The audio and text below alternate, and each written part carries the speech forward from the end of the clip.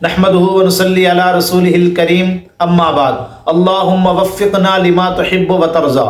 میرے دوستو، اللہ تبارک و تعالیٰ کا بہت بڑا احسان ہے، اللہ کا بہت بڑا شکر ہے، اللہ تبارک و تعالیٰ نے ہمیں رمضان المبارک کے عین قریب کر دیا ہے، اور اللہ تبارک و تعالیٰ سے میری دعا ہے اللہ تبارک و تعالیٰ ہم سب کو رمضان المبارک کو صحیح معنوں میں گزارنے کی توفیق عطا فرمائے۔ ہم رمضان المبارک کو رسماً رواجن گزارتے ہیں کہ ہمارے بڑے بھی روزے رکھا کرتے تھے اور وہ افطاریوں کا اہتمام کیا کرتے تھے، تو ہم بھی اسی روش پہ چلتے ہوئے رمضان المبارک کو شروع کرتے ہیں اور افطاری کا اہتمام کرتے ہیں، اور اسی طرح ہمارا رمضان گزر جاتا ہے۔ ہمیں یہ پتہ نہیں ہوتا، یہ علم نہیں ہوتا کہ رمضان المبارک کا مہینہ تو بڑی برکتوں والا، رحمتوں والا، سعادتوں والا مہینہ ہے، اور یہ کتنی عظمت والا مہینہ ہے۔ ذرا سنیے، میں آپ کو بتلاتا ہوں، اور اس کے اندر کون سے آپ نے اعمال کرنے ہیں وہ بھی میں آپ کو بتلاتا ہوں۔ اس طرح ان کو پوری توجہ سے سنیں اور ان پر عمل کر کے رمضان کو گزاریں، یقیناً آپ رمضان المبارک کی رحمتیں، برکتیں اور سعادتیں سمیٹ لیں گے انشاءاللہ تعالی۔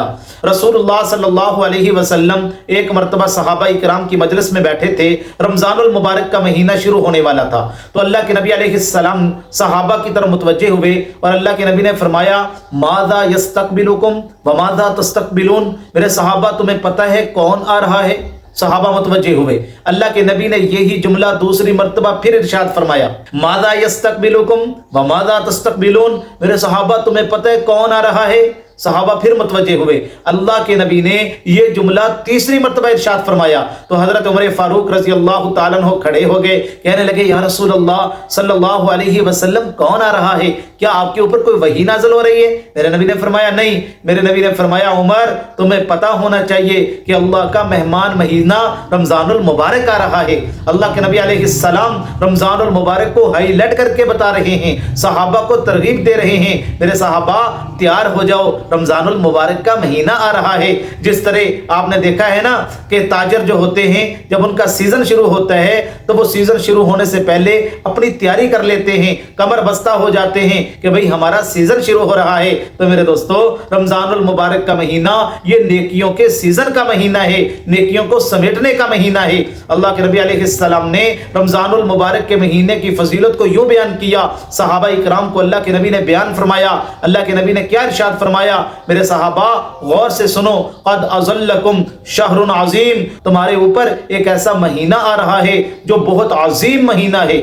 جس مہینے کو اللہ کے نبی عظمتوں والا مہینہ کہیں، عظیم مہینہ کہیں، وہ کتنا عظیم ہوگا، اور وہ ایسا مہینہ ہے جس کو اللہ بھی عظیم کہتے ہیں۔ شہر رمضان الذی انزل فیہ القرآن، لوگو رمضان المبارک کا مہینہ تو وہ ہے جس مہینے کے اندر ہم نے اپنی مقدس کتاب یعنی قرآن مجید کو اتارا ہے۔ پھر میرے نبی نے دوسری بات ارشاد فرمائی شہر مبارک، لوگو یہ برکتوں والا مہینہ ہے۔ پھر نبی نے تیسری بات ارشاد فرمائی شہر الرحمہ، لوگو یہ اللہ کی رحمتوں کو سمیٹنے والا مہینہ ہے۔ میرے نبی نے آگے کیا ارشاد فرمایا؟ اللہ کے نبی علیہ السلام نے فرمایا میرے صحابہ اس مہینے کے روزے کو اللہ نے تمہارے اوپر فرض کر دیا ہے، اور اس کی تراویح کو ثواب کی چیز بتلایا ہے، تراویح پڑھا کرو، رمضان المبارک کے روزے رکھا کرو۔ اور آگے میرے نبی علیہ السلام فرماتے ہیں لوگو یہ اتنا عظیم مہینہ ہے یزاد فیہ رزق المومن، اس مہینے کے اندر مومن کے رزق کو اللہ زیادہ کر دیتے ہیں۔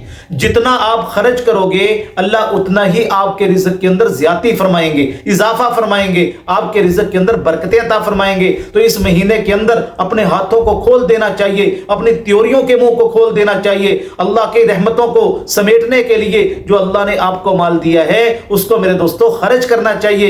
جتنا ہو سکے اللہ کے راستے کے اندر زیادہ سے زیادہ غریبوں پر، مسکینوں پر، یتیموں پر خرچ کرنے کی عادت بنا لے۔ میرے نبی علیہ السلام نے یہ بھی ارشاد فرمایا کہ اس مہینے کے ایک فرض کا ثواب اللہ تبارک و تعالی 70 فرضوں کے برابر عطا فرماتے ہیں۔ اور اللہ کے نبی علیہ السلام نے یہاں تک ارشاد فرمایا کہ لوگوں رمضان المبارک کے مہینے کے اندر لوگوں کو روزہ افطار کروایا کرو، من فطر صائما کان لہ مغفرۃ لذنوبہ، لوگوں جو بندہ رمضان المبارک کے مہینے کے اندر کسی روزہ دار کو روزہ افطار کرواتا ہے کان مغفرۃ لذنوبہ، اللہ اس بندے کے گناہوں کو معاف کر دیتے ہیں۔ ہیں۔ ایک صحابی کھڑے ہو گئے، کہنے لگے یا رسول اللہ صلی اللہ علیہ وسلم، اگر کسی کے پاس اتنی گنجائش نہ ہو کہ وہ روزہ دار کو پیٹ بھر کے کھانا کھلا سکے تو پھر کیا کیا جائے؟ تو میرے نبی نے بڑی عجیب بات ارشاد فرمائی۔ میرے نبی نے فرمایا میرے صحابی، یعطی اللہ ھذا الثواب، یہ ثواب تو اللہ تبارک و تعالی اگر کسی روزہ دار کو